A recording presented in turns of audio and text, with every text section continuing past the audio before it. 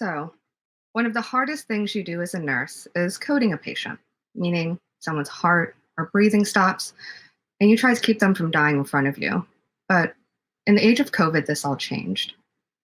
Inspired by death during the first wave of the pandemic, and in the midst of a national reckoning on racial inequality, I wrote my experience and call it The Count. One and two and three and four, one and two and three and four. The count you do in your head as you do chest compressions in someone's heart in an attempt to restart it. I felt his heart under my hands as I tried to get it to pump again on its own. I felt the bed move with me on it, still pumping, as they made way for someone to place the tube. I felt his lungs inflate as the tube went in and gave him air from a bag as I kept pumping his heart. I felt the ribs give way as they broke under my weight, and I felt his life stop, his energy dissipate as we stopped, when he could no longer fight and we could not revive him. I felt my heart break again as I watched my colleagues mourn their patient, unable to hug or console them properly because a virus took that ability and 6 feet away from us. I watched masks become saturated with tears as we cried, and I felt my heart break again as I heard the family's wails ring through our halls, empty without visitors except for them, their cries reverberating and echoing in our own hearts. And I watched the callousness and disregard for another's life as the world burned from inequality. I watched as others care so little for human life, as I sat covered in tears mourning a patient I didn't know, a man I had never met until that very moment, but still mourned nevertheless, simply because he had been a fellow human being.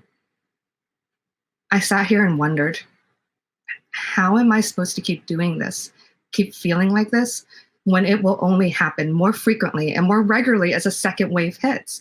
Lost life at every shift, multiple lives lost in a single shift. How does anyone prepare for that?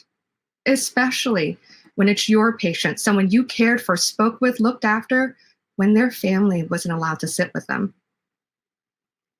How am I supposed to teach the next generation of nurses when it is a heartbreaking career to go into? So much heartache, knowing they will feel it one day and you cannot do anything to shield them from it. How do you keep going, keep fighting to stave off heartbreak when you watch others care so little for life, who prioritize haircuts over humans, property over people, and monuments of yore over people of the present? This world we have built to care so little for others is not the world I want. So I sit here, face covered in dried salt, and keep counting, keep focusing, hoping the defibrillator shock happening to this country takes hold this time and restarts this place with a better and actual beating heart. Until then, I will keep counting. 1 and 2 and 3 and 4, 1 and 2 and 3 and 4. Most codes take less than 25 minutes, but it honestly feels like I've been in another code throughout the pandemic. I look back over the last 7 months, back to the beginning when knowledge of this virus began to spread across the world like a darkening storm cloud. Everyone is blanketed by it. The bustling world fell into an unnatural hush. Some rushed to the front lines to contribute their energy and expertise to help confront the threat, while others rushed to the stores to empty the shelves. 1 and 2 and 3 and 4. I watch, along with my fellow healthcare workers, as science becomes politicized. We underestimated people's desire to remain ignorant and selfish, to believe comforting lies over facts. A wave of anti-intellectualism sweeps over the nation, and scientific truths and empirical facts become matters of debate or belief. 1 and 2 and 3 and 4, I watch as the phrase, I can't breathe, take on new meaning in this era of pandemic. I watch millions take to the streets and fight for the right to say that their lives matter too. We know that racism is a public health issue and that the systemic inequality is now playing out as higher mortality rates for people of color. Inequality, compounding injustice. 1 and 2 and 3 and 4, I watch as people fight wearing masks, defy lockdowns, to gather for parties and rallies, protested healthcare recommendations, got sick, but still expected us to care for them. Being called a hero becomes uncomfortable. Don't call us heroes while you make our job harder. Your praise rings hollow when you won't do the basics to protect yourself and those around you. You begin to realize people are willing to let you and your colleagues die, taking care of the infected because they simply didn't want to be inconvenienced. They call us essential, but they don't listen to us. As a healthcare worker, you begin to question your career choices. 1 and 2 and 3 and 4, I see people run away from me as I am seen as other, a virus carrier, based on my looks. Being told by patients I need to get on a boat and go back to where I came from, even though I was born and raised near the nation's capital, current home to a person who's putting that fear into them with racist names like Chinese virus and Kung flu.